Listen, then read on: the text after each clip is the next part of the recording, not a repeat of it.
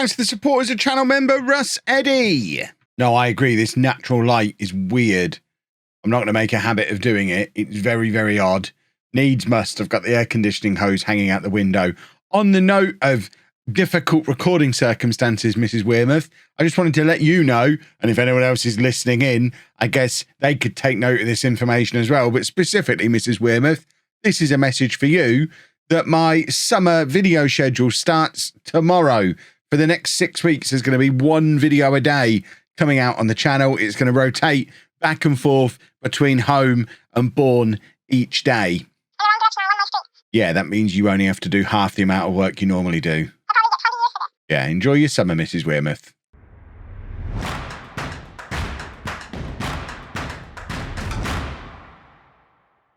Hello, welcome to part 158 of Homegrown. I'm Kevin. Coming up on today's episode, we have both legs of the Champions League quarter-final, and it's against Manchester United. Yes, the same Manchester United that just put 7 goals past us in the Premier League in the last episode, potentially killing off any title hopes that we had. On that note, though, we've actually gone on and won 3 consecutive games in the Premier League, so we're not actually out of this title race at all. 6 games remaining. We are top of the league again, although Manchester United again are 2 points behind us with a game in hand and a better goal difference, largely a result of that game against us. So Manchester United have a double opportunity to absolutely ruin our season here, and we're going to try and make sure that they don't. I mean, it's going to be a challenge. We're at home in the first leg, away in the second leg. Our head-to-head history with them is an odd one. Obviously, most recently, they've beat us 7-2. If we look back at our game against United earlier in the season, we beat them 1-0. So a victory each for us, but obviously they have an aggregate win. Last year, it's even madder because we beat them in the second game of the season 6-0 at home, but then we went to their place and lost 7-2. Yes, we've been there away from home twice in the last 2 seasons, lost 7-2 both times. But of course, last year, that would have been enough for an aggregate win with the 6-0 we had at our place. I think what we've learned from that little stroll through history is that this first match is absolutely crucial. And if we've got any chance at all of getting through to the semi-final of the Champions League for the second season in a row, I think we need to beat them like 3 or 4-0 in this home leg and accept that we're probably going to ship some goals in the second leg and maybe even go a little bit more defensive than we normally do. I think if it's anything less than like a 2 or 3 goal win, we are done for unless we put on one of the great performances of the history of the football club in the away leg and everyone makes themselves heroes. But first leg, first, we're going to try and score some goals, and this is the team we're going to send there to try and score those goals. We've got Perez in goal, a back for a Primus, Kovacic. Yeah, we're going Kovacic at centre-back again. It might not have worked the last time we played against Manchester United, but I really like Primus, and I'm convinced Kovacic is a centre-back, and the logic behind playing him there is sound. He is quicker than any other centre-back we've got at the club, and Manchester United attack quickly. It may not have worked in the last game, but I'm choosing not to blame Kovacic and go with my logic for doing it in the first place, and we're trying again. So Primus, Kovacic, Ercan and Vinicius Antonio as our back four, Perez and McKenna in midfield, Ian and Park out wide, Juan Jose and Veloso up front. I mean, that is my first 11, really. I mean, you could make arguments for Elias, Kleber, Jovanovic all being in that team ahead of some of the other players, but it's a full strength side. We don't have anybody unavailable through injury or suspension. This is me picking my best team for this game. Oh God. We have been playing Kovacic at the back, at centre back quite a lot recently. So it's not just, he played there against Manchester United and has then never played there since. I think Kovacic probably, if he doesn't leave this summer, which I'm kind of leaning towards maybe letting him go if we get a £200 million offer for him again, or £150 million offer, because I think Primus is more than good enough at left back for us going forward. I think he's proven that this year and probably has a shout for being our first choice left back at this point, with Kovacic, like I say, in the mix as a centre back. I don't remember where I was going at the start of that point, but I'm sure it was a good one. It's a hot day, boys and girls. I'm recording this Saturday afternoon, a rare Saturday recording session for me. This summer recording schedule can't come soon enough, but those of you who are in the UK will know just how warm it was on Saturday, and I think the sweat will start to form as this match goes on. We certainly don't want extra time in the second leg because I'll just melt like a snowman in front of you if we get that far. 20 minutes gone, still no goals. We've had, I guess, slightly the better of the chances in the first 20 minutes, but I'd really like a breakthrough. And Park is on the right-hand side to try and give us that breakthrough. He's taken it very wide, though, rather than being direct. He's actually done really well with it, though, fashioning out a chance for McKenna, whose shot, it wasn't straight at the goalkeeper, but it also wasn't beating the goalkeeper either. But now United have got a break on. A goal for them here is a huge problem for us because that's an away goal. That's, I mean, we've seen on that little history lesson that we went on, in our 2 home games in the league against Manchester United in the last 2 years, when we have picked up victories, we've also kept clean sheets. We know we're going to get a thrashing at Old Trafford, and now they're beating us here as well. And it feels like this is our Champions League push for another season over and done with, unless we go and score 4 or 5 goals now and do something really, really special. Antonio with the cross to Ian, and there's an immediate equaliser. Ian with his 11th goal of the season. There's still people doubting Ian as my first choice left winger. I don't understand it because for me, he's been fantastic for 18 months now. He scores goals, he creates goals, he's quick. He's just a very, very good left winger, inside forward on that side. And I think what you've got to remember when comparing him to Kleber is I don't want to play with 2 out-and-out wingers. We've got Park, who's better than Kleber, who is a winger. And then if we play Kleber on the left, then we're kind of forced into playing with 2 wingers. Oh, we've conceded another goal. Whereas if we want to use an inside forward, which I do, Ian's the obvious one, and it does mean Kleber has to miss out. Oh, this isn't good. This is not good at all. 32 minutes gone. It's a set piece as well. We shouldn't be conceding from set pieces. And it's 2-1 to Manchester United. And they are just... They've decided they're going to ruin my day, haven't they?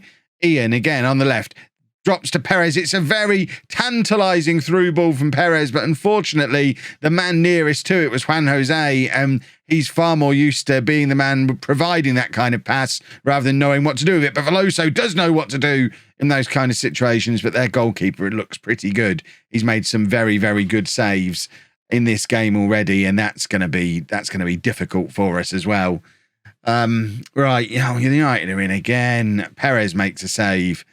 They have not come here for a traditional Champions League first leg away from home, have they? They've come here to just finish us off today. I mean, they know within the last month they've put 7 goals past us. They've got absolutely no fear today. You can't tell looking at the match stats who's the home team, who's the away team, because they've just come here and gone at us as well. It's the last team I would have chosen to play at this stage of the Champions League. But apparently you don't get to choose who you play. And as it is, we are losing. And I mean, if we lose this first leg, there's a very, very strong argument for resting players in the second leg and just prioritising the league and hoping that them still being in the Champions League will lead to them dropping some points in the Premier League. And if we don't drop points in the Premier League, we could maybe nick the league title off of them. Ian's won a penalty there, I think. I don't want to have to do that. I want to compete on all fronts. You know what I'm like. But I still don't think we're old enough, experienced enough to be able to compete on multiple fronts. I think we do have to pick a competition. And this year, I've been very guilty of flip-flopping between the two and not really deciding which one we're going to try and win. We've got a pretty good chance in both. But we've not even given the penalty. Are we not going to get any luck today? Is Ian getting sent off now? Because he's already on a yellow card, I think. No. Okay. Perez with the free kick. So we got a free kick outside the area. So why would Ian have been in trouble? If it was a foul, just not in the area, I don't understand. I think we're being done over here. Erkan plays it forward to Ian, who nods it on to Veloso. I think we need to take Ian off just for his own protection because the ref's got it in for him, and now McKenna's got sent off. And it goes from worse to worse because I was about to bring Kleber on for Ian. But Kleber's the only man who can come on in that midfield now without McKenna, whereas we have no oomph in midfield. So I think we do still bring Kleber on for Ian, but we bring him on there. We drop Juan Jose out onto the left-hand side, and Veloso's going to have to go up front on his own for the last 35 minutes of the game. And now we're going to have to do this completely opposite to how I intended to do it. And we're going to have to go to Old Trafford and try and win a football match, which maybe they'll be a little bit too overconfident and we might just manage to do it. That would be lovely if that's how it turns out. Right, Juan Jose can't come off because we need him on the left. I guess actually we could do this. We can get Diaz on in there. Perez can be the box-to-box midfielder. I am going to bring Elias on as well for Primus, and we're just going to shore things up for the last 20 minutes or so with another defender in there. Perez with the in-swinging free kick. It's a tantalising one, but Park couldn't apply the finish to it, and now it's with Perez again. And now Diaz and Kovacic still playing at centre-back at the moment by the looks of his positioning there. Park is in, and surely Park scores, and he does. A 12th goal of the season for him. It's 2-2 now. And, I mean, I genuinely have no idea where we stand in this tie. It's obviously not all over because it's only 2-2. We've got to believe we're not going to go to Old Trafford and can ship 7 goals again for the third time in a row. Maybe our time is coming to go there and pick up a win. If we can go there, what we need is a manager and a team capable of going and grinding out a 1-0 win away from home. We haven't got that. I mean, I don't play for that. I don't know how to play for that. I don't want to know how to play for that. Even if, I mean, it's not that I'm not stupid. I could set up a team to try and do that. But you know full well, if you've been watching for any length of time, you know that even if I set my team up like that, I'm going attacking 15 minutes in because I won't be able to stop myself. So we're just going to have to go there, play our normal game and see what happens. We're obviously going to be without McKenna, which is a problem. United scoring again from another set piece is a real problem. I'm going to demand more. I would like an equaliser, but at the same time, I'm not going to go attacking. I'm not committing more men forward because every time we've done that against Manchester United in recent history, that's when they really kill us off. We've got to be a little more patient and not push forward too far, leave too many gaps behind us, because that's when the goals just start flying in. And at least the one positive, and it's difficult to find a positive from a game like this, but the one positive is there's still only 1 goal in it. So, well, I think it's pretty clear at this point we are bottling the season. We lost 2-1 to Birmingham, but what makes it even worse is we basically missed an open goal. Chelsea beat Manchester United earlier in the day. That was their game in hand. If we'd have gone and beaten Birmingham, which we should be able to beat Birmingham, we would have been 5 points clear at the top of the league with Manchester United having 6 games to play. And that would have been a very nice situation to be in. But unfortunately, we lost, even though we put out a full strength team. So we now kind of have to accept that we're bottling the Premier League and throw everything at Manchester United in this second leg of the quarterfinal. We're 3-2 down. We're without McKinnon because he's suspended after the first leg. So this is the team we're trying to beat them with. We're going with Perez in goal. A back four of Kovacic back out at left back because, I mean, I've played him at centre back against them twice now and it's not working. Elias Ercan and Vinicius Antonio. Then Perez and Kleber playing the McKinnon role in midfield. Ian and Park out wide. Juan Jose and Veloso up front. In the spirit of bottling, I do have to wonder how much of the blame goes on Kovacic and Park, who have just been miserable all season long, asking to leave, unhappy they've not been able to leave. Unhappy players causes problems in the dressing room. I wonder how much better, how less likely we were to bottle if the club atmosphere had been good. I know we had this discussion way back when I sold Gregoire to protect the club atmosphere, and then we ended up going from strength to strength after it. We played hardball last summer and kept the 2 players who wanted to leave to hope that they were good enough for this to not matter. And unless something spectacular happens now against Manchester United, to me, it seems it's pretty clear this did matter. And unless they sort themselves out between now and the summer, I think we're probably letting them leave in the summer, because it doesn't matter how good they are. If they're dragging the team down with their grumpiness, then we have to move them on, I think. Let's go and beat Manchester United, and I can stop convincing myself it's time to sell Park. I really don't want to sell him. Kovacic, I could take or leave at this point. I think Primus is probably fine. Kovacic, if we get anywhere near the kind of offers we were getting before, he's gone. The only problem is, as much as we were getting, I think we got as high as like 180, 190 million pound offer from Manchester City for him last summer. I think Manchester City have moved on, and the highest offers we were getting in January were around the 30 million mark. But my word, 20 seconds on the clock, and Ian has just grabbed us a goal at Old Trafford. We don't do this very often. It's Manchester United 0, Home 1. We are still behind on aggregate because they've got the 3 away goals to our 1. But that is a start to the game. That's what we needed to come here and do. If we can go and grab another one now, then we can hopefully rattle them a little bit. I mean, remember, they're off the back of a defeat in the league as well. Chelsea aren't the Chelsea that we all know and love from real life. Us losing away against Birmingham isn't that far away from them losing away against Chelsea. They're two lower mid-table teams. We're both coming into this in poor form. They've scored. The dream is dead. All we can hope for now is that it becomes one of these games where it's just end to end. Everyone's going to get loads of chances, and we've just got to hope we can outscore them. We've got the best, or one of the best strikers in the world, one of the best wingers in the world. They've obviously got the same, and usually they outscore us, but you never know. As long as they don't shut up shop and just cut us off completely, we're incapable of shutting up shop.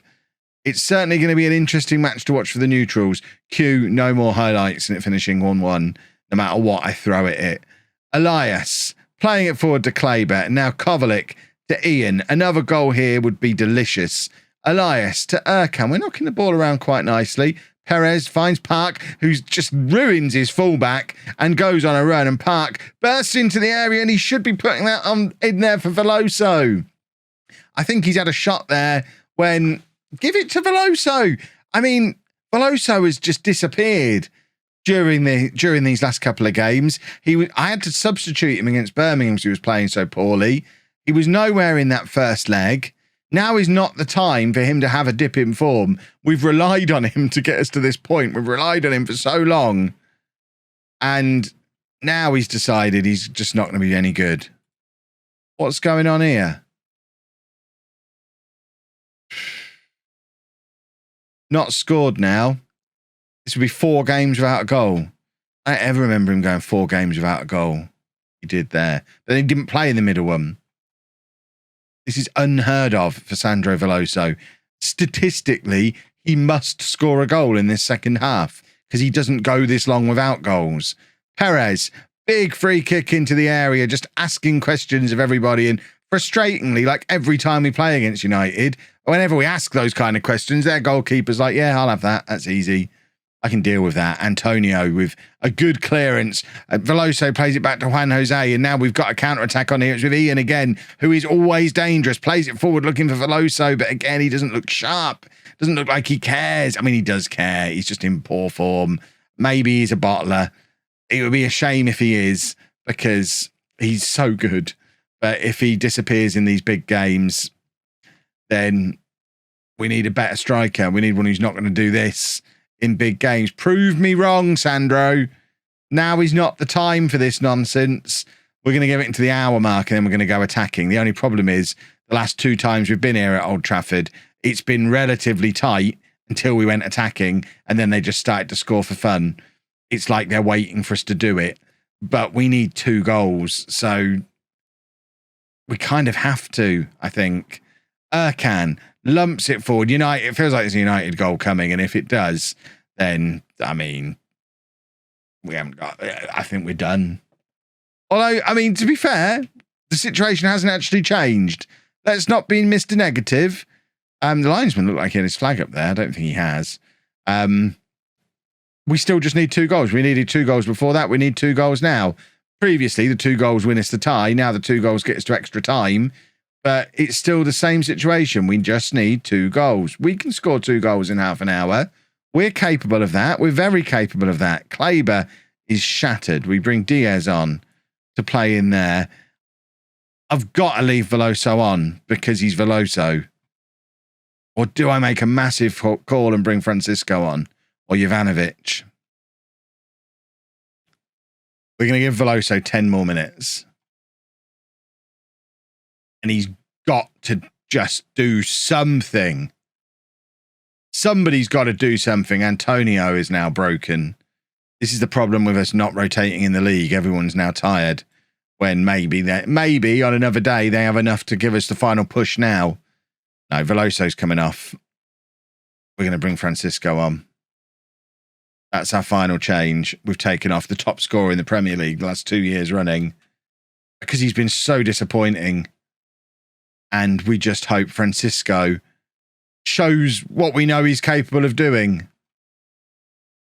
Right, we have to try and throw the kitchen sink at them somehow. I'm not really sure how. We've somehow ended up with 4 centre-backs on and knowing we can push forward. Oh, dear. Right. Do I sound broken? I mean, we just have to leave the defence like that. I think that... We can push Kovacic more forward.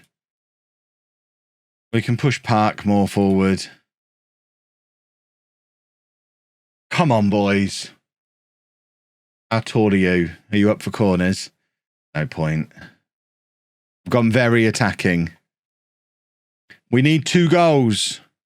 Or we focus back in on the Premier League, and this was always the plan. A throw in from back here is not what we need at this stage of the game. Right. A goal here makes things interesting for these last few minutes at least. That's what the TV cameras want. A goal here. Has anyone got a goal in him? Perez. Francisco's in. Surely he scores here. Oh, that right there sums it all up. Sums up how I'm feeling today. Because Veloso probably scores it. So we're out of the Champions League. They're obviously still in it. So now it becomes about winning the Premier League. We have 5 games left. They have 6 games left. They're obviously having to play Champions League games as well, so they're going to be rotating players. We need them to drop some points somewhere. When's their game in hand? There against Brighton, who are 18th. Oh, God. Do they have any tough games? Home against West Ham, where are they? 11th? No. Please tell me they've got a massive game away against Leicester. No. We've both got pretty easy run-ins. You would expect us both, looking at these run-ins, to win every game that we've got left. So it is... Oh!